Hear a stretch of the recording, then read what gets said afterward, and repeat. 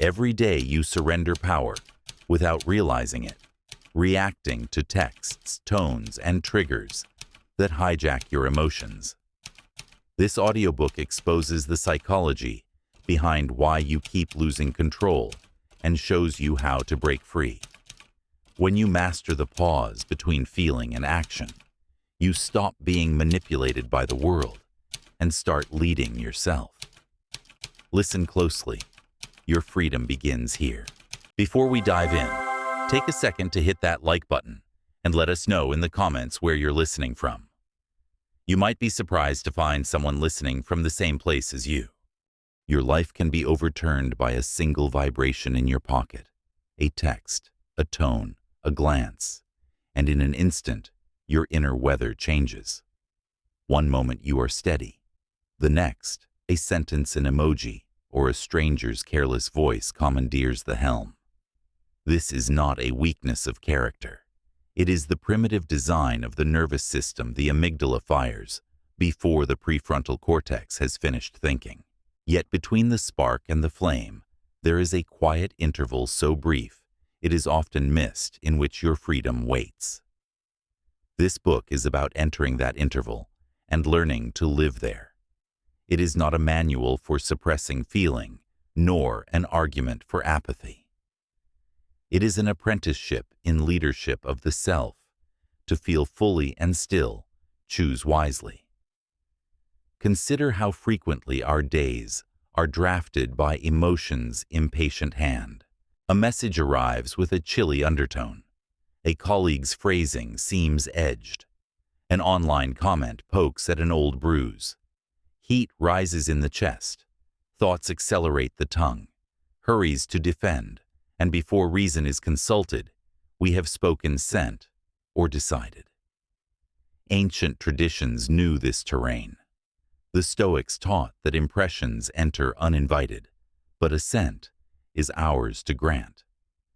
Buddhist practice instructs us to observe the gust without becoming the wind. Modern science echoes them both. Attention is elastic. The prefrontal cortex can reclaim stewardship if we pause long enough to recruit it. In that pause, the signal that begged for obedience reveals itself as just that, a signal, not a sovereign. Real power is when you feel everything, but react to nothing. The sentence may sound severe, but its aim is tenderness, to protect the precious resources of clarity and peace. You are not asked to be stone. You are invited to be a still lake, sensitive to rain, unruled by it. Emotional maturity does not arrive by accident. It is trained in small moments, the merge on the highway you let pass without commentary, the reply you compose, then save as a draft, and sleep on, the meeting where you ask one clean question instead of delivering a defense. Each micro-choice lays a neural track, and the mind, like a path in grass, becomes easier to walk where it has been walked before. We live in an economy that auctions our attention and profits from our reactivity. The algorithm rewards outrage, the crowd amplifies haste, and so the discipline to pause can feel like rebellion. But the pause is not retreat. It is the ground of effective action. In that interval, you can separate fact from interpretation, sensation from story. You can ask, must I respond? If so, when and how? Sometimes the most strategic move is silence. Sometimes it is a sentence trimmed of pride. Sometimes it is simply leaving the stage where your dignity is being bartered for applause. Across these chapters, you will practice facing the urge without obeying it, letting others be wrong without making it your labor to correct them, and sitting with tension until it teaches instead of tyrannizes. You will learn to guard your energy the way you guard your time, to value peace above victory, and to cultivate calm as a public good, because calm is contagious. None of this asks you to become less human. It asks you to become more sovereign over your humanity, to exchange reflex for response noise, for signal heat for light. Imagine a life where your inner climate is not hostage to outer weather, where you are neither numb nor volatile, but lucid. That life is not distant. Its doorway is ordinary, a breath a count of 3, a question asked gently inside your own mind. Step through with me. The storm will still pass overhead. You will still feel the rain. But you will remember that you are the one holding the umbrella. Chapter 1. There is a flicker that passes through the body when provoked heat in the chest, a tightening in the throat, a quickness in the hand that longs to type, to strike, to speak. This is the urge to react. Most people obey it instantly, as if the presence of the impulse were already permission to act. Yet here lies the first lesson of power. An urge is not a command. It is only a visitor knocking at the door. You may answer, or you may simply watch it fade. Think of how the body has been shaped by millennia of survival. The amygdala deep in the brain was designed to react faster than thought. If a rustle in the bushes meant danger, hesitation could cost a life. But in modern life, the rustle is rarely a predator. It is more often an email, a sharp tone, or a stranger's careless remark. Still, the body cannot distinguish saber-tooth from sarcasm. It floods with cortisol, tightens muscles, quickens breath. Here is the paradox: what once protected us now imprisons us if left unexamined. Neuroscientists call this an amygdala hijack. Yet in that hijack, there remains a narrow corridor of choice. The prefrontal cortex, the seat of reflection, can intervene if invited. Viktor Frankl, a psychiatrist who survived the concentration camps, named this corridor when he wrote, "Between stimulus and response, there is a space. In that space is our power to choose our response. In our response lies our growth and our freedom." Every philosophy of self-mastery echoes this truth. The Stoics called it assent. The Buddhists call it mindfulness. Modern psychology calls it cognitive reframing. But the essence is the same. You are not the electricity of the moment. You are the one who chooses whether to flip the switch. Consider a scene: you are in traffic, and another driver swerves into your lane, forcing you to brake sharply. Rage rises. You feel the words at the edge of your lips, the hand ready to gesture. This is the moment of truth. The reaction promises release, but in truth, it extends the chain of agitation. Your blood pressure climbs, your evening sours, and the other driver continues unaware. If instead you breathe once, twice, and choose not to feed the impulse, you return to yourself intact. You have not swallowed anger. You have transformed it by refusing it fuel. The world rarely teaches this pause. From childhood, we are told, speak up, defend yourself. Don't let anyone push you around. Social media amplifies the training. Reply instantly, clap back. Prove your worth in seconds. The culture rewards speed, not wisdom. Yet what appears as strength, quicker, louder, sharper, is often weakness dressed in armor. True strength is found in those who notice the pull of emotion and do not rush to obey it. They are not ice. They are fire under glass intensity, harnessed, not wasted. Emotions are not facts. They are signals. A smoke alarm is valuable, but to obey it blindly is folly. One must check if there is indeed fire or only burnt toast. Likewise, the flare of anger, fear, or hurt demands to be read, not followed. Ask, is this signal telling me something useful? Is this reaction aligned with who I want to be? Often the answer is no, and the noblest action is inaction. Training begins small. When someone cuts you off in traffic, when a message arrives with a harsh undertone, when a friend's comment stings, pause. Let the emotion rise like a tide inside you. Feel it without rushing to drain it into words or deeds. Notice the racing thoughts, the quickened heart, and then in that thin sliver of space remind yourself, I am not this impulse. I am the one who decides. The more often you practice this, the more natural it becomes. Like a muscle restraint grows with repetition. Children obey every feeling. Hungry, they cry. Angry, they strike. To remain an adult in spirit is to know I can feel deeply without being ruled by what I feel. This is not coldness, but freedom. It is not denial, but discipline. And discipline is what makes possible the life most people envy, a life where peace is not lost at every provocation, where relationships are not fractured by small storms, where dignity is not bargained away for the fleeting comfort of reaction. You will still feel the pull. You will still know the heat in the chest, the flood of thought, the urge in the hand. But now you will recognize it as a visitor, not a ruler. And in that recognition, you begin to reclaim your throne. To face the urge and refuse its dominion is the birth of sovereignty.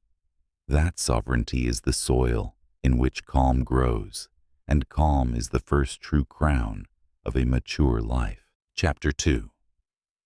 Few things feel as unbearable to the human heart as being misunderstood.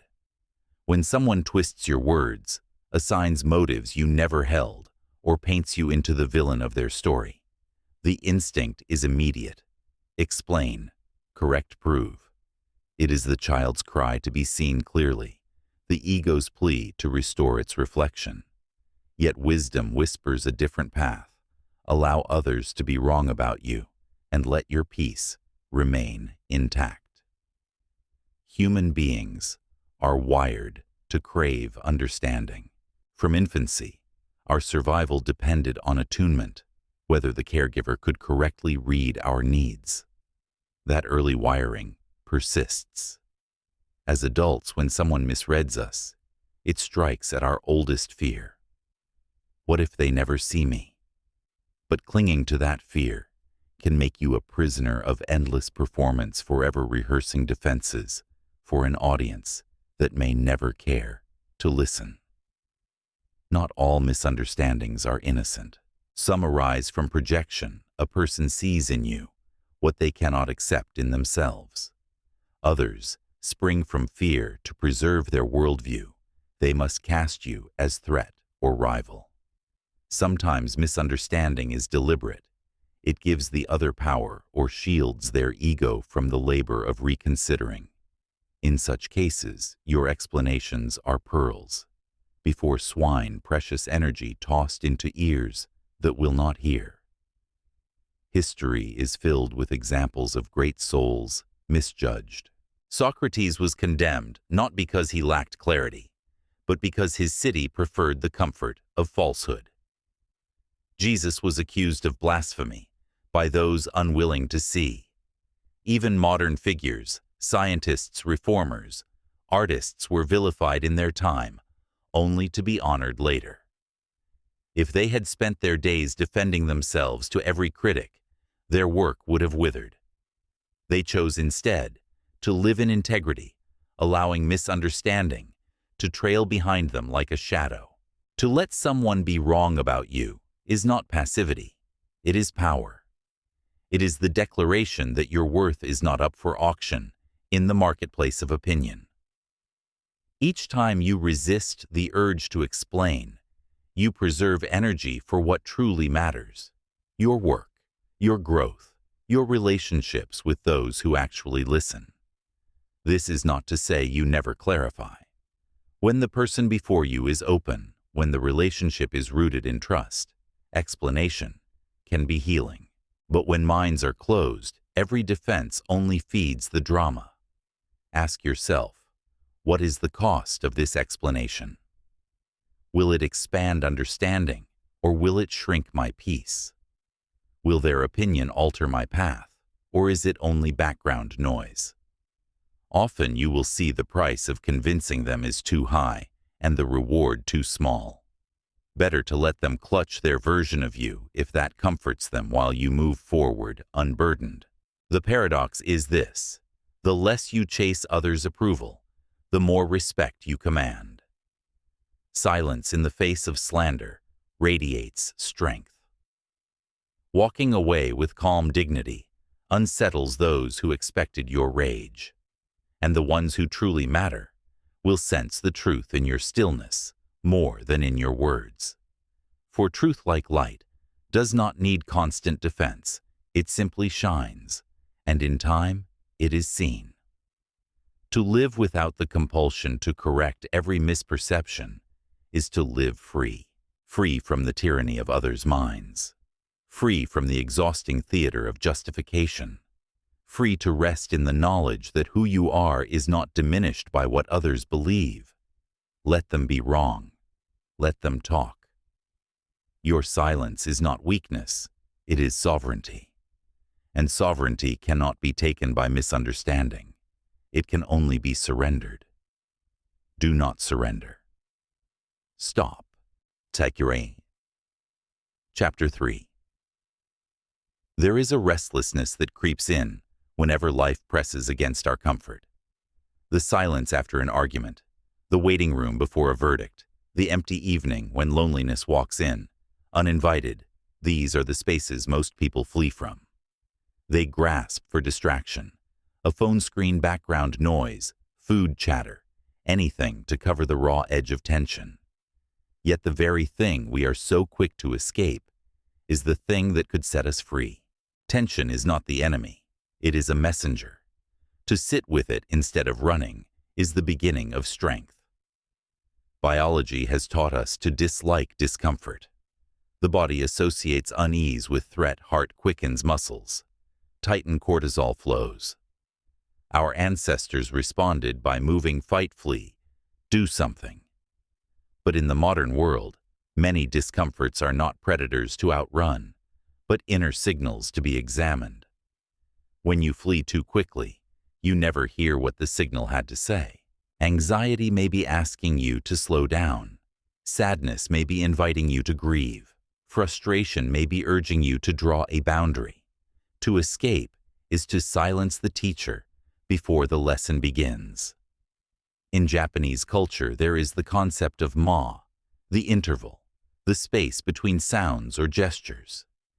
It is in ma that music breathes, that art takes shape, that conversation gains depth. Likewise, in life, tension is the ma of the soul. It is the empty space where meaning waits to be born. If you always run, you remain on the surface, patching cracks without ever repairing the foundation. But if you can stay, just breathe, observe, endure, you discover the truth beneath the discomfort. Psychology confirms this. Avoidance behaviors, scrolling, numbing, rushing, create short-term relief, but long-term weakness. Exposure and acceptance, by contrast, build resilience. Those who can sit quietly with unease develop higher stress tolerance, greater emotional regulation, and a deeper sense of self. The mind trained to face instead of flee learns that emotions pass like weather. No storm lasts forever. The act of staying becomes proof I can feel this and survive. Imagine sitting with tension as if it were a guest. You do not need to entertain it or chase it out. You simply allow it a chair in the corner. Notice where it sits in your body, stomach, jaw, shoulders. Name it softly. Restlessness, sadness, anger. Watch it without judgment. Soon you may realize it shifts, softens, or dissolves on its own. It was not a permanent occupant, only a traveler asking for acknowledgement. Most people sabotage themselves, not because of what they feel, but because of what they do to avoid feeling. They send the angry text to escape vulnerability. They eat to avoid sorrow. They speak too quickly to avoid silence. Yet in all these acts, regret is born. To learn to sit with tension is to break this cycle. You no longer need to escape yourself. You can hold your own discomfort without shattering. Practice begins small. When unease arises, resist the hand reaching for your phone. When silence feels heavy, breathe into it instead of filling it. When anxiety taps at your chest, let it tap without pushing it away. You will notice the more you stay, the less frightening it becomes. What once felt like drowning becomes a wave you can float upon. What once felt unbearable becomes a teacher whose lessons strengthen your heart. True growth lives here in the stillness most avoid. To sit with tension without escaping is to reclaim your seat at the center of your own life. You learn that you are larger than the storm, that your soul has a gravity stronger than the pull of discomfort. And once you have tasted this strength, no silence, no restlessness, no waiting room of life will ever hold the same power to shake you again. Chapter 4. There will be moments when your silence is the only shield you have, and the wisest move is to hold it firmly. In an age that glorifies constant explanation, tweets, posts, replies, clarifications, the ability to remain silent is treated almost like a defect, as if to be quiet is to be weak or evasive. Yet silence is not emptiness. It is space, and in that space lives clarity, dignity, and restraint. To respect your silence more than your need to be instantly understood is to value your peace above the noise of misunderstanding. Consider the dynamics of urgency. When accused or misread, the first impulse is to rush into words. That's not what I meant. You don't understand. Let me explain. But urgency is not wisdom. Urgency is often fear, dressed in speed. The fear of being misjudged, the fear of losing control over another's perception. Yet what is truly lost when someone misunderstands you? Nothing essential. Your integrity is not diminished by their ignorance. Your values are not rewritten by their misinterpretation. The only thing at stake is your ego's craving for immediate validation. Across traditions, silence has always been revered. The Zen master sits wordless for hours, knowing that truth is not contained in argument, but in presence. The Stoic philosopher teaches restraint, urging us to speak only when words improve upon silence. Great leaders, too, have understood this. Lincoln, when slandered, often replied with nothing at all, allowing time and truth to speak in his stead. Their silence was not absence, it was authority. Neuroscience, too, affirms this practice. When you pause instead of blurting, you give the prefrontal cortex, the seat of rational thought, time to temper the amygdala's fire. Silence is not suppression of emotion. It is a sanctuary for it. It is the space in which emotion cools into meaning rather than erupting into damage. Words spoken too fast often worsen the very misunderstanding they sought to heal. Silence, by contrast, allows space for perspective to ripen, for the right words to form, or for no words at all to be necessary. This does not mean every silence is virtuous. There are times when voice is needed, when injustice must be named, when clarity is essential to protect a relationship. But far more often our words are not bridges, but weapons thrown hastily into the storm. Respecting your silence means choosing to withhold until speech serves peace rather than pride. It is a discipline of timing, not avoidance. It is restraint, not cowardice. Of course, silence will be misunderstood. Some will call it weakness, others arrogance. But these judgments reveal more of the speaker than of you. To remain silent is to endure the discomfort of not being immediately vindicated. It is to trust that your worth is not dependent on instant recognition. And in that trust, you grow strong. You discover that your voice, when finally used, carries more weight precisely because it is not squandered. Respect your silence as you would a sacred resource. Protect it from the cheapness of arguments unworthy of your breath. Guard it against the temptation of proving yourself to those committed to their own narratives. Let your silence be your fortress when noise demands your surrender. For silence, when chosen, is not emptiness, it is mastery. It tells the world, I am not here to be hurried by misunderstanding. I am here to be led by clarity. And in that calm, you claim your freedom. Chapter 5. There is a moment so small, it often escapes notice. It arrives like a spark in the chest, a tightening of the jaw, a thought racing to the surface. Say something now. Defend yourself. Don't let them think you're weak. This is not your truth. Speaking it is your pride. And if you are not careful, pride will take the microphone and turn a passing irritation into a lasting wound. Pride whispers urgently because it is rooted in survival. For much of history, to be shamed in public was to lose standing in the tribe, and to lose standing was to risk survival itself. The human brain still carries this wiring. When your image feels threatened, your body interprets it as danger. The surge of adrenaline is not unlike that felt when facing a predator. Yet while a lion can be fought or fled from a careless remark from a colleague or a stranger's dismissive tone, requires a different wisdom. Here instinct betrays us. To lash out may preserve pride in the moment, but it corrodes peace in the long run. Cultures across time have recognized the danger of pride.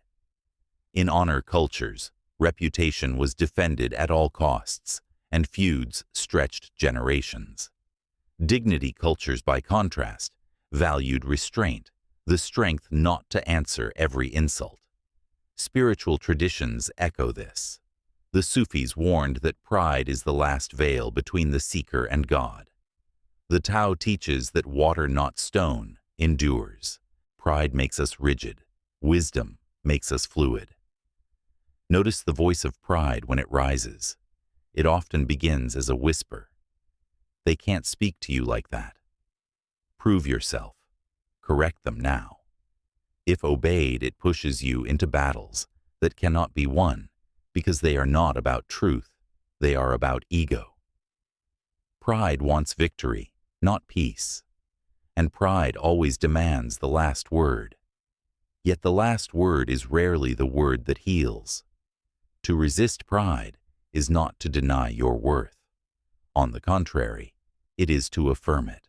You do not need to prove your strength by answering every slight. Real strength is silent because it is secure. A mountain does not argue with the wind. It endures, and in enduring it, commands respect. When you feel the rush to speak, ask, am I about to add clarity, or am I about to protect my image? Will these words serve the relationship, or only my ego? If the answer points to pride, let silence hold the line. Of course, the temptation will remain. You will feel your pulse rise, your mind rehearse comebacks, your lips tremble with withheld sentences. But every time you choose peace over pride, you reinforce a deeper identity, one who is not enslaved by image, but guided by integrity. With practice, the moments you once filled with impulsive words will become moments of calm presence. Others will notice. They will trust your silence more than they once trusted your speech, because silence chosen reveals maturity. The cost of obeying pride is always higher than it first appears. A sentence spoken too soon can wound a friendship. A quick retort can ignite a conflict. A defense shouted in haste can close the very ears you hoped to open. Pride burns hot, but it burns indiscriminately, consuming both enemy and self. To withhold its fire is not cowardice. It is wisdom. It is to keep your peace intact, your dignity unscorched, your future unburdened by words that should never have been spoken. Let pride speak in your mind, but not through your mouth. Hear it, smile at it, and let it pass. For when you master the art of restraining pride, you gain something greater than victory. You gain yourself. And in that mastery lies a calm. No insult can disturb a strength, no accusation can weaken, and a dignity no prideful reaction can ever equal. Chapter 6. Between every feeling and every action lies a slender thread of possibility. It is so small that most never notice it. They leap from emotion to reaction, as if no space existed in between. Anger becomes a sharp word. Fear becomes withdrawal. Frustration becomes an impulsive decision. Life then becomes a series of unintended consequences, regrets, born not of what we felt, but of what we did too quickly, because we felt. Yet if you learn to widen this thread into a space, you discover the key to self-mastery, the power to choose your next move, instead of being dragged by the first impulse. Feelings arrive fast. They surge like lightning, triggered by the amygdala's alarm system. This is why anger can rise in seconds, why anxiety can grip you before you have even named it. But neuroscientists remind us that while emotions arrive quickly, they also pass quickly, if not constantly fed. Most emotional waves crest and fade within 90 seconds, if observed without interference. The tragedy is that most people do not give them that chance. They attach to the wave, act upon it, and in acting, prolong it. What could have dissolved in a minute becomes a drama that lingers for days. Building space is therefore not suppression, it is suspension. It is the deliberate act of pausing long enough for clarity to join the conversation. Think of it as letting the water settle after it has been stirred. When you wait, the murk clears, and what was hidden becomes visible. Without the pause, you mistake the storm for the sea. Cultures of wisdom have always honored this space. The Buddha taught his disciples to breathe before speaking so that words might arise from awareness rather than impulse. Stoic philosophers instructed, delay anger, and you will rarely regret it. In Jewish tradition, the teaching is that silence at the moment of insult is a crown upon the soul. Even modern psychology agrees, cognitive reappraisal, the ability to reinterpret a situation before reacting, is one of the most powerful tools of emotional intelligence. Practically, this can begin with something as small as 3 conscious breaths. When insulted, breathe before answering. When tempted to fire off a text, let it rest unsent until tomorrow. When your pride shouts to defend itself, buy yourself the gift of time. Often by the 3rd breath, the urgency softens, and what felt unbearable a moment ago feels manageable. That space is the womb of wisdom. This discipline is not about perfection. You will still falter. Words will sometimes slip too soon. Emotions will sometimes outrun restraint. But each time you catch yourself, each time you practice the pause, you are carving a deeper channel in your mind, a new pattern where freedom can flow. Over time, what was once effort becomes habit, and what was once habit becomes character. Think of the consequences avoided when space is honored, the argument that never begins, the friendship preserved, the dignity maintained, the opportunity not lost. Think also of the peace gained, the steady heart in chaos, the calm presence that others come to trust, the confidence that grows when you know you will not betray yourself in a moment of heat. This is the hidden gift of space. It not only saves relationships, it saves you from yourself. The truth is simple. You do not have to act on every feeling. Feelings are guests, not masters. They knock, but you decide whether to open the door. To build space between feeling and action is to place yourself back on the throne of your own mind. And when you sit there, calm, deliberate, unhurried, you discover that freedom has always lived, not in changing the world, but in mastering the pause. Chapter 7. One of the most draining illusions we carry is the belief that we can control how others treat us. We long for fairness, respect, and kindness, and when it is absent, we double our efforts explaining more, adjusting more, giving more, hoping to bend another's behavior into alignment with our expectations. Yet the harder we push, the more exhausted we become, because we are trying to steer a wheel that was never ours to hold. The first step to peace is releasing this illusion. You cannot control others, only yourself. Consider the futility of trying to force the weather. You may prepare for rain, carry an umbrella dress for the season, but no amount of wishing or pleading will make the sun shine when clouds have gathered. Human beings are much the same. Their moods, perceptions, and choices arise from layers of history, trauma culture, and personal values you cannot rewrite. They will treat you according to their level of awareness, not your level of effort. If you hinge your peace upon their behavior, you surrender your power into hands too unstable to carry it. This does not mean resignation to mistreatment.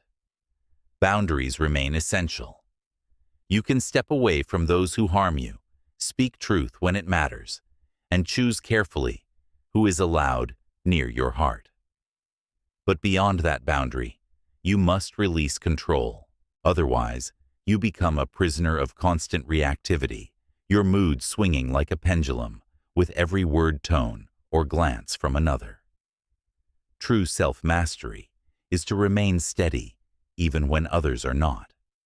Philosophers across time have seen this clearly. The Stoics taught that we control only our judgments, not external events. The Taoists spoke of wu-wei, non-forcing, as the highest harmony with life. Even modern psychology agrees codependency. The attempt to manage others' feelings and actions is a path to exhaustion and resentment. The healthier way is self-differentiation, to know where you end and another begins, and to live peacefully in that boundary. There is freedom in allowing others to reveal themselves. If someone disrespects you, believe it the first time. If they dismiss your worth, do not beg them to reconsider. Their behavior is information, not a puzzle for you to solve. When you stop twisting yourself to earn the treatment you deserve, you send a deeper message to your soul. My dignity is not conditional. My worth is not negotiable. The ones who truly value you will not need convincing. The ones who do not will not be convinced, no matter how eloquent your plea. This shift changes everything. Instead of chasing control over others, you channel energy into self-leadership. You build resilience, strengthen your boundaries, and preserve your inner calm. You learn to say no without guilt, to walk away without drama, and to let go without bitterness. And in doing so, you reclaim the hours of life once wasted in explanation, persuasion, and emotional tug-of-war. Others will still misunderstand. You judge you, even mistreat you. That is the nature of a world filled with imperfect hearts. But your task is not to fix them.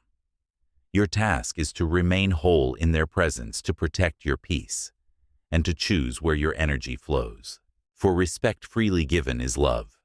Respect demanded is bondage. And you were not born to be bound by the moods of others. You were born to be free. Chapter 8. One of the most liberating choices you will ever make is deciding not to explain yourself when explanation is futile. At first, this feels unnatural. The impulse to defend, to clarify, to be seen in the right light can feel irresistible. Yet you will discover that many explanations are not received as bridges to understanding, but as fuel for conflict. Some people do not want your truth. They want the drama of debate. In such cases, silence is not avoidance. it is wisdom. Explanations drain energy because they rarely end where you hope. You offer words, but the listener has already chosen their conclusion. They twist, they interrupt, they argue harder. You walk away more exhausted than before, wondering if you could have phrased it better, only to realize the problem was never your phrasing, it was their refusal to hear. Each attempt to correct becomes a deeper entanglement in a web you did not spin. The cost of these conversations is always higher than their reward. Not every question deserves an answer. Some questions are weapons disguised as curiosity. Why did you do that? Asked not with openness, but with suspicion. What were you thinking? Spoken not to learn, but to condemn. To explain yourself in such moments is to surrender your energy into hands that will not hold it with care. Your words become ammunition against you, and your silence, which might have preserved your dignity, is lost. This does not mean you never explain. When a friend asks with genuine care, when a partner seeks clarity with humility, when a mentor inquires to guide you, offer your truth freely, because it will be received with respect. But when you sense the mind is closed, when the intention is accusation rather than understanding, you owe no explanation. In fact, withholding words in such moments is an act of self-respect. It is you saying, I will not spend my life defending myself to those committed to misunderstanding me. Think of the countless hours humanity wastes in self-defense. Replaying conversations, drafting responses, arguing with people whose ears are already shut.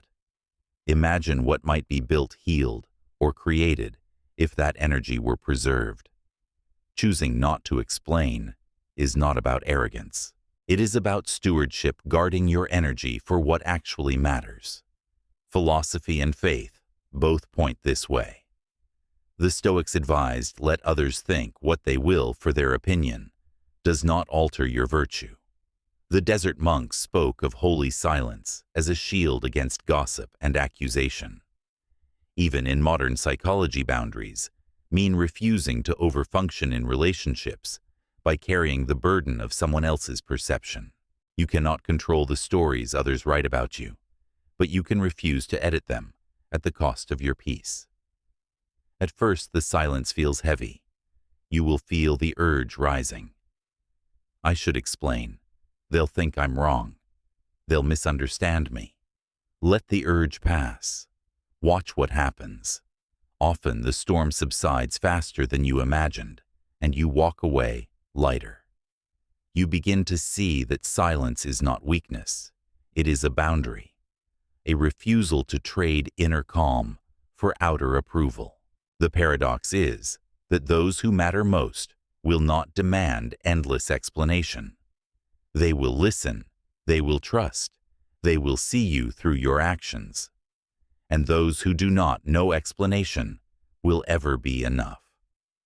So choose your peace over the illusion of control. For your truth does not vanish, because it was not explained. It remains steady as the earth, whether others see it or not. Chapter 9. Life has a way of pulling at you from every direction. A buzzing phone, deadlines, stacking like bricks, conflicts that arrive without warning, requests that never seem to stop. Everyone wants a piece of you, your time, your attention, your emotional presence. And if you are not careful, you give yourself away piece by piece until nothing remains for your own soul. To live wisely, you must learn this art. Hold your energy when the world tries to pull it out of you. Energy is more than stamina. It is your life force. It is the clarity with which you think, the patience with which you love, the creativity with which you solve problems.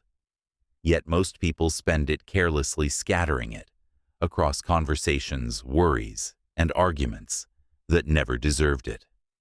One unkind comment online can poison an entire afternoon. One tense exchange at work can echo in the body for hours. In each case, The trigger was external, but the cost was internal. The world did not steal your peace, you handed it over. Modern psychology describes this as emotional labor. Every interaction asks for a portion of your energy, but not every interaction earns the right to receive it. Neuroscience adds that our cognitive capacity is finite. The brain suffers decision fatigue after too many choices, leaving us less disciplined, less kind, less creative. What drains us is not always the big crises, but the endless little leaks of attention and reaction. Guarding your energy, then, is not selfishness. It is wisdom. It is stewardship of the resource upon which your entire life depends. Consider energy like currency. Would you hand out money to everyone who demanded it, regardless of how they treated you? Most would say no. Yet emotionally, we do this daily, giving time, explanation, and attention to people or situations that return nothing of value. To hold your energy is to spend it as carefully as gold. Ask, does this deserve my full presence? Will this matter tomorrow? Am I giving to build or giving to be drained? The answer often reveals that silence or withdrawal is the richer choice. This is not withdrawal from life. You are still present, still compassionate, still engaged. The difference is intentionality. You give deeply to those who nourish you. You invest energy where it multiplies into relationships that matter, projects that endure, practices that ground you. And you withdraw gently from the noise, the arguments designed to bait you, the endless scroll of trivial outrage, the people who feed on your reaction, but not your heart. By refusing to pour yourself into every demand, you remain whole enough to give meaningfully where it counts. There is a strength in being steady when the world is frantic. Others will notice it. They will sense that you do not rattle easily, that your presence is calm, even in chaos. And your own body will thank you. Steadier breath, clearer thought, deeper rest.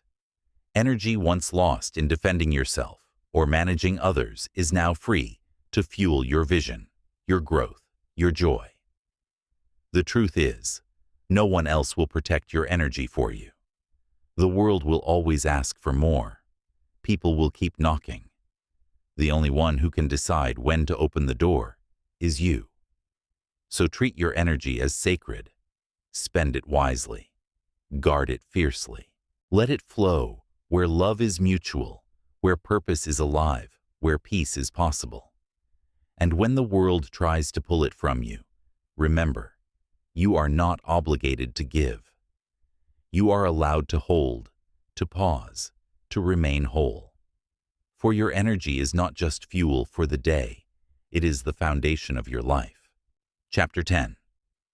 Every morning you rise, one question already waits at your bedside. Who will lead my life today, me or my emotions? Most never pause to ask it. They roll into the day, swept by moods, frustration from traffic, anxiety from emails, irritation from a careless word.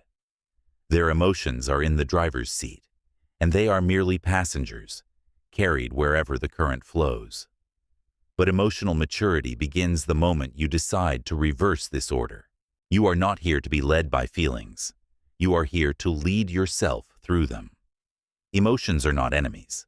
They are natural, necessary signals. Anger reveals injustice. Sadness speaks of loss. Fear warns of danger. Joy points to what matters. To deny them is to silence a vital compass. Yet to let them steer is to be tossed endlessly between waves. A strong captain listens to the weather, but does not surrender the wheel. Likewise, you must honor your feelings without being ruled by them. Neuroscience confirms this. The limbic system's seat of emotion reacts instantly to stimulus. The prefrontal cortex seat of reason responds more slowly. When emotions are allowed to decide before reason arrives, we see the consequences. Words that scorch relationships, Decisions we later regret, opportunities missed because fear shouted louder than courage. Leading yourself means creating the pause that lets wisdom arrive before action. Philosophers called this self-command the essence of freedom. Marcus Aurelius wrote, "You have power over your mind, not outside events. Realize this, and you will find strength." Modern psychology names it self-regulation, a core component of emotional intelligence. Spiritual traditions frame it as mastery of the soul. Different languages, same truth. When you lead yourself, you walk as sovereign, not as slave. Practically, this leadership reveals itself in the smallest of choices. The alarm rings, emotions whisper, "Stay in bed." Discipline replies, "Rise because you chose this life." A colleague criticizes you unfairly. Emotions urge, "Defend yourself at once." Wisdom answers, "Pause, will this serve peace?" A wave of doubt says, "Quit before you fail." Inner strength responds, "Continue," because growth lies on the other side of fear. These are not grand heroic moments, but daily crossroads where the architecture of your character is built. Leadership of the self requires vision. Ask, what kind of person do I want to be regardless of mood? Anchor your decisions to that vision, not to the weather of feeling. The body may tremble, the mind may race, but your actions can still align with values rather than impulses. Each time you act from vision instead of reaction, you reinforce the truth. Emotions are guests, not rulers. The paradox is that when you lead your emotions instead of following them, you do not become cold or robotic. You become more deeply human. You feel anger but respond with justice, not vengeance. You feel sadness but walk with dignity, not despair. You feel fear but move forward with courage. Your emotions become instruments in your hands, not masters pulling your strings. Every day offers you this choice anew, to be dragged by the noise within or to step forward with clarity. You will stumble at times. No one leads perfectly, but each attempt strengthens the inner muscle of sovereignty, and soon the question at your bedside no longer feels daunting. You rise, knowing the answer. Today I lead. My emotions may visit, but I remain the captain of my soul. Chapter 11. Reactivity is the default setting of the untrained mind. Something happens, and we respond without pause, as if an invisible string tied the outer world to our inner world. A harsh word pulls, and we snap back. A disappointment arrives, and despair sets in. An insult lands, and anger takes the stage. Life becomes a chain reaction, each link forged by impulse. But within that chain lies the possibility of transformation to turn raw reactivity into conscious response. This is not denial of emotion. It is alchemy, the art of transmuting reaction into wisdom. Habits govern much of human behavior. Neuroscience describes habit loops. A cue triggers a routine, which ends in a reward. Over time, the loop becomes automatic. Emotional reactivity often follows the same design. The cue might be criticism, the routine defensiveness, the reward temporary relief. But like all false rewards, it leaves behind regret, tension, or broken trust. Transformation begins when you step into that loop with awareness, replacing the old routine with a higher choice. Imagine being criticized unfairly at work. The reactive loop would demand instant defense. That's not true, or you don't understand what I did. Yet by inserting a pause, 3 breaths, a moment of silence, you interrupt the pattern. In that pause, you can ask, what outcome do I truly want? Maybe it is not to win an argument, but to preserve dignity. Maybe it is not to silence your critic, but to protect your energy. When you respond from this clarity, Your words shift. You choose fewer, calmer, truer sentences. The storm softens, and you leave the encounter with strength intact. Philosophies of wisdom have long taught this alchemy. The Stoics reframed insults as opportunities to test virtue.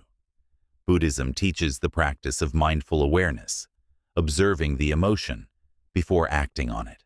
Even modern cognitive behavioral therapy echoes these traditions, encouraging people to challenge automatic thoughts and replace them with healthier interpretations.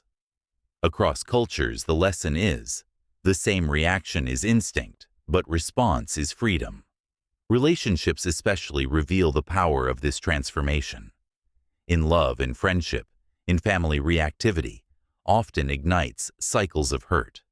A partner withdraws, and the other pursues more harshly. A friend speaks sharply, and the reply is sharper still. Yet one moment of conscious response, a breath instead of a retort, curiosity instead of judgment, can break the cycle. The tension dissipates and space opens for understanding. What was once a battlefield becomes a classroom for compassion. To live responsively is not to feel less, but to act with more intention. It is to recognize that every emotion carries information, but not every emotion deserves obedience. Anger may reveal a boundary crossed, but your response can be measured rather than destructive. Fear may signal risk, but your response can be courage rather than paralysis.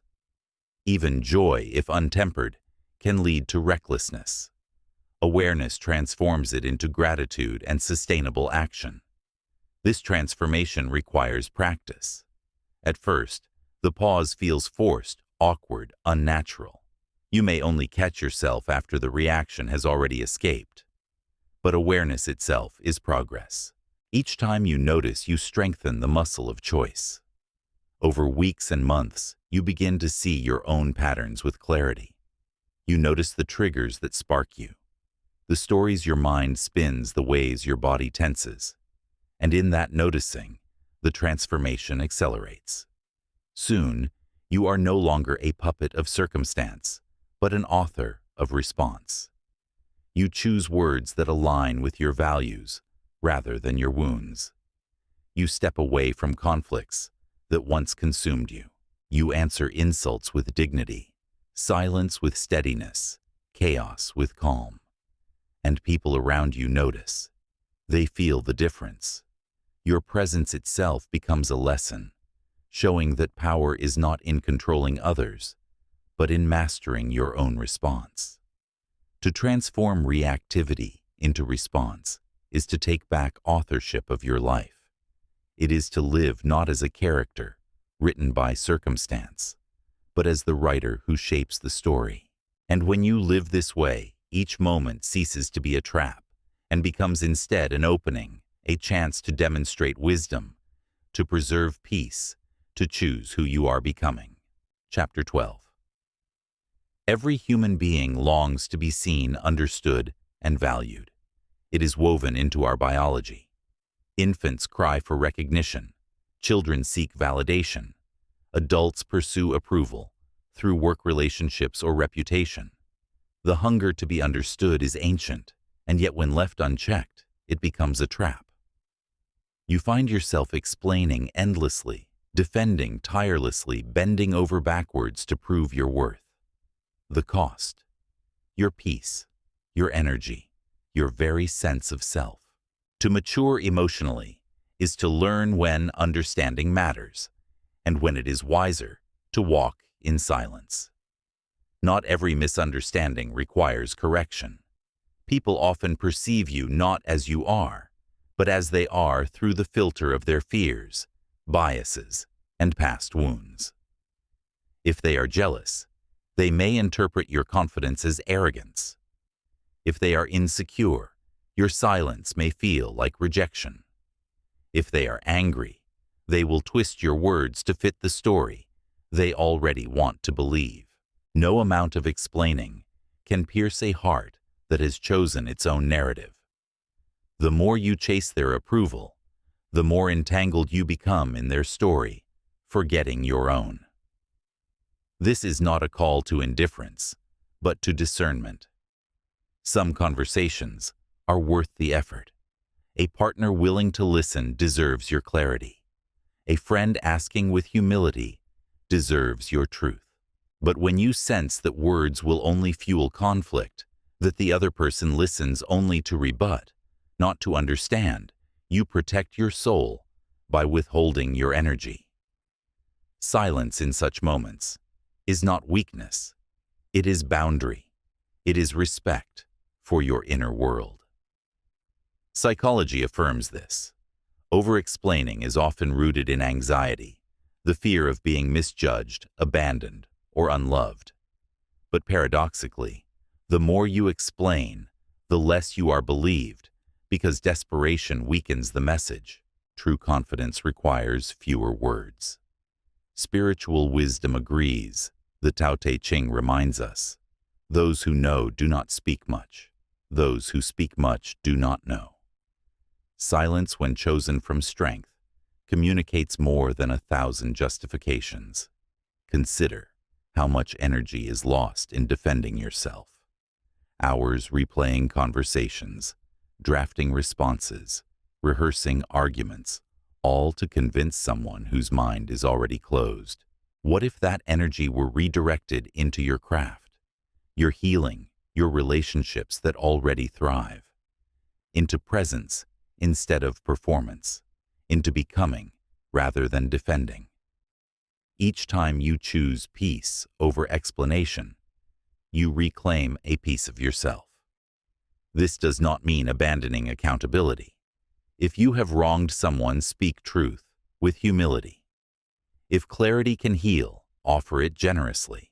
But do not waste your voice on ears that cannot hear, nor your energy on minds that do not seek truth. The measure of your worth is not found in their opinion, but in your integrity. You know who you are. You know your intent. You know your heart. That must be enough. The maturity of silence is not easily learned. It feels heavy at first, unfair, even suffocating. But in time, it blossoms into freedom. You realize you are no longer responsible for managing the thoughts of others. You are not here to edit their perceptions, nor to polish your image endlessly. You are here to live, to grow, to align with your values. Those who truly see you will not need long explanations. Those who do not will never be convinced. So let go. Walk forward. And let your life, not your defense, be your proof. Chapter 13. Within every human heart lies a flame called pride. At its best, it is dignity, the quiet assurance that your life has worth. At its worst, it is vanity, the restless need to be seen as right, powerful, or superior. Pride is subtle. It does not always roar. Often it whispers. It rises in the moment someone doubts you, when their tone cuts, when their judgment stings. Before reason can intervene, pride leaps to defend, to argue, to demand recognition. But pride is rarely interested in truth. It seeks victory, even at the cost of peace. You have felt this, the tightening in your chest, when your authority is challenged, the heat in your face, when someone dismisses your effort, the rush in your veins, when someone underestimates you. In that instant, pride urges you, speak now. Prove yourself. Show them they cannot disrespect you. And yet, if you obey, what follows? Words that wound battles, that linger outcomes, that harm more than they heal. Pride wins the moment, but loses the greater war. Spiritual traditions have long warned against pride's illusions. The Bible calls it the seed of downfall. Buddhism frames it as one of the 3 poisons that bind us to suffering. Stoicism cautions that a wise person does not live to appear strong, but to be strong. Modern psychology agrees defensiveness is often a mask for insecurity, and arguments born from pride rarely resolve the deeper issue. In every culture and age, the truth is consistent. When pride leads, wisdom flees.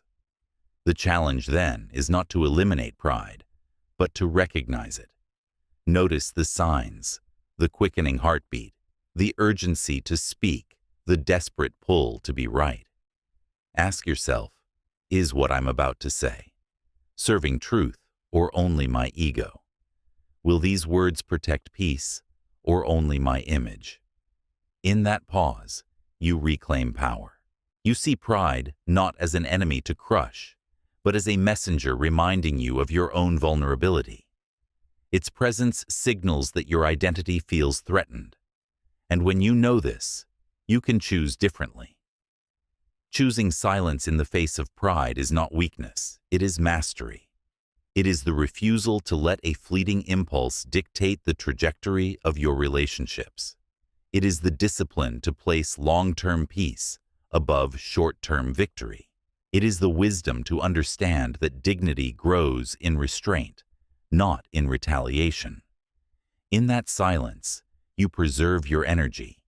You keep the conversation open for clarity, rather than closing it with combat. You remain aligned with your higher self, rather than enslaved to the shadow of your ego. Over time, this practice reshapes your life.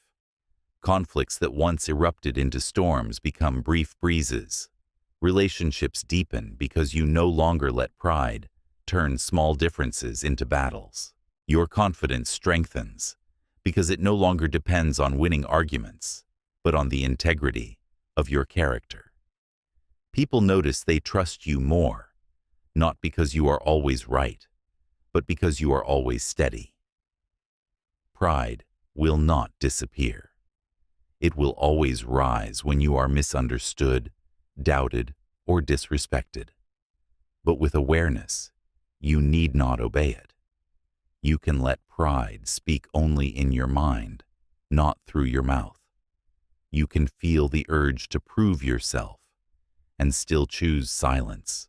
And in that choice, you gain something far greater than pride could ever offer: peace, respect, and the quiet power of self-mastery. Chapter 14. Between the spark of feeling and the fire of action lies a sacred interval, a space so small most people miss it.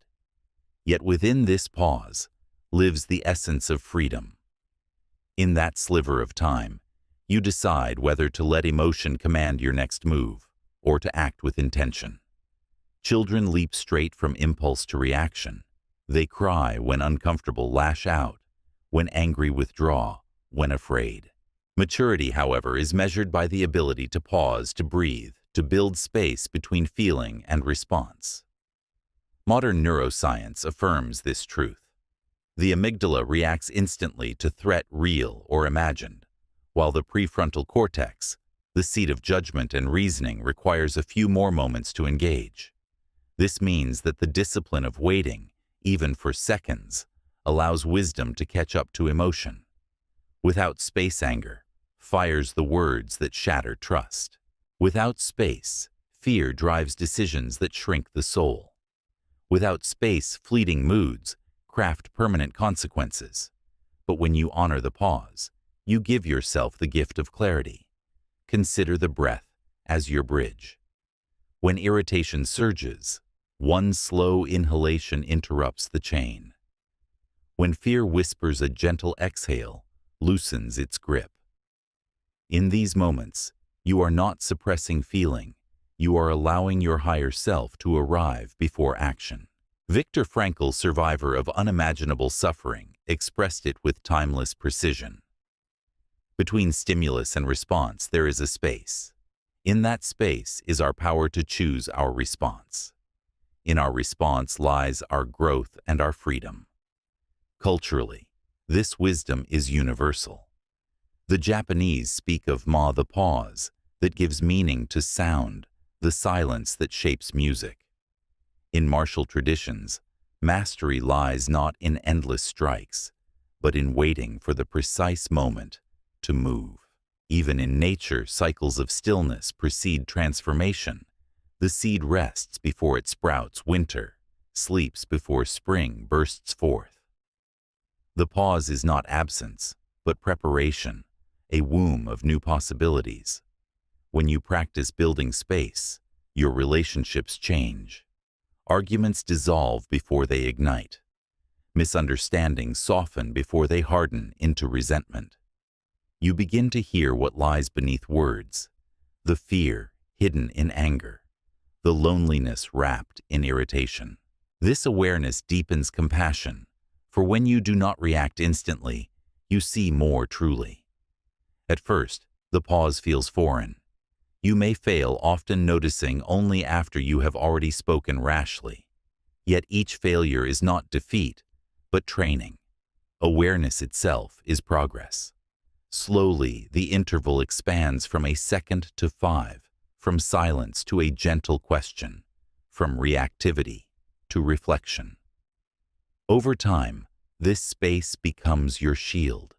It protects your peace, your dignity, your future. To build space is to become sovereign over yourself. You do not erase your emotions, you elevate them. Anger becomes discernment. Fear becomes caution without paralysis. Sadness becomes depth instead of despair.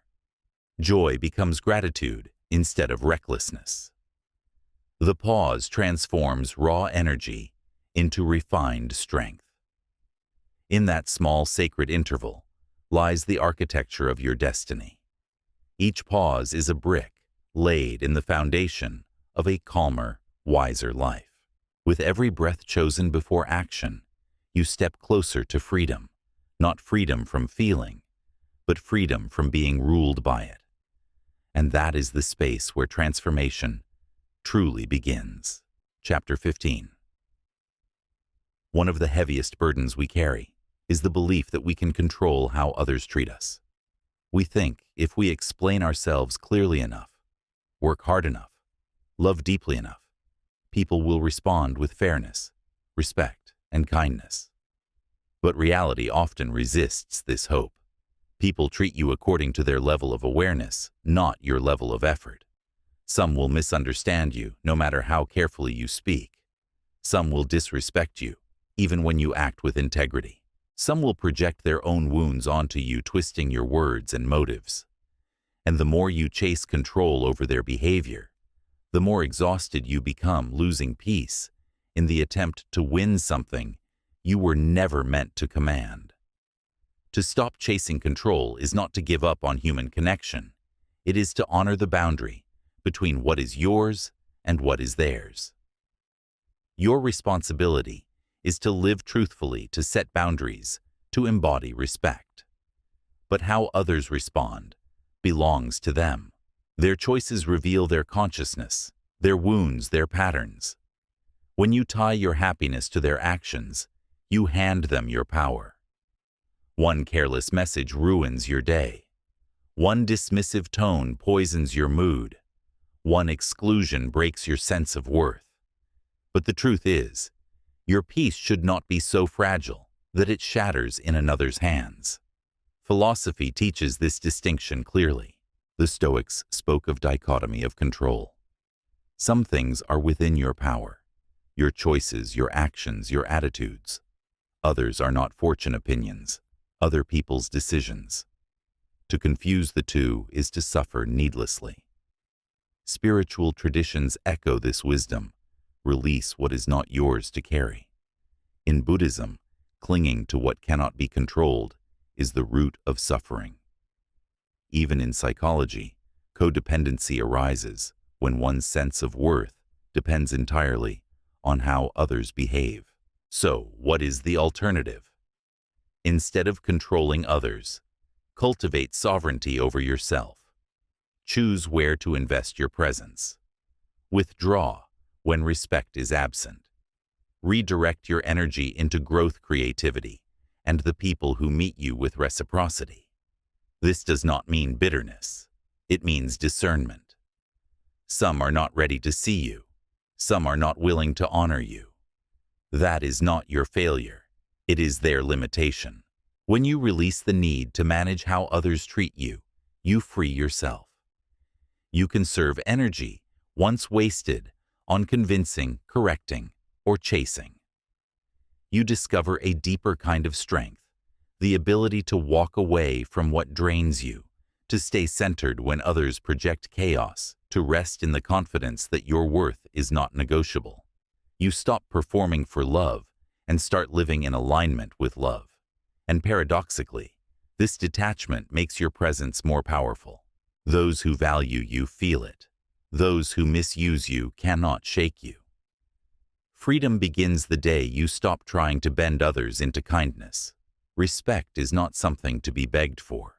It is something to be recognized. And if someone cannot see it, step back and let their blindness remain theirs. Lead yourself first. Choose your peace. Guard your energy. And let the way you carry yourself declare the truth louder than any demand could. Life will never cease to test your emotions. There will always be words that sting moments, that shake disappointments, that tempt you to lose control. But you are not destined to live as a servant to reaction. You have been given the capacity to pause, to reflect, to choose. That capacity is where your freedom lies. The journey through these lessons has not been about suppressing emotion, but about reclaiming authorship over your inner world. You have learned to face the urge to react and remain still, to value silence over the need to be understood instantly, to hold your energy when the world pulls at it, and to lead yourself before your emotions attempt to lead you. Each practice is a thread, and together they weave a fabric of resilience, clarity, and peace. Think of your emotions as weather. Storms will come. Winds will rise. Yet if you have built an anchor of awareness, no storm can capsize you. You may sway, you may bend, but you will not break. Emotional maturity is not the absence of feeling, it is the mastery of response. It is strength without harshness, confidence without arrogance, and compassion without depletion. The sciences affirm what the sages knew. The gap between stimulus and response is the birthplace of transformation. Psychology calls it self-regulation. Neuroscience describes it as the triumph of the prefrontal cortex over the amygdala. Philosophy frames it as the sovereignty of reason over impulse. Spiritual traditions call it awakening. Whatever the language, the truth remains: when you master yourself, you master your life. This path is not achieved in a single decision, but in daily practice. Each pause is progress. Each silence chosen over pride is victory. Each moment you protect your peace instead of chasing control is a step closer to freedom. Over time, these small choices accumulate into a life that feels steady, dignified, and whole. Remember, the goal is not perfection, but awareness. You will stumble, but even in stumbling, you are learning. The fact that you notice your patterns means you are already free from their unconscious grip. Celebrate that progress. Continue the practice. Trust the process. And so, as you close this journey, carry forward one truth. Your emotions are real, but they are not your ruler. Your strength is not found in reacting to everything, but in choosing when, how, and whether to respond at all. In that choice lies your maturity, your power, and your peace. Master yourself, and you master the world within you. Master the world within you, and no outer storm can shake the foundation of your soul. Thank you for listening with an open mind and heart. If a certain chapter or insight resonated most with you, share it in the comments. You might help someone else find exactly what they need today. Keep this book saved so you can return to its words whenever life calls for reflection or guidance. I wish you health, peace, and wisdom in every step you take.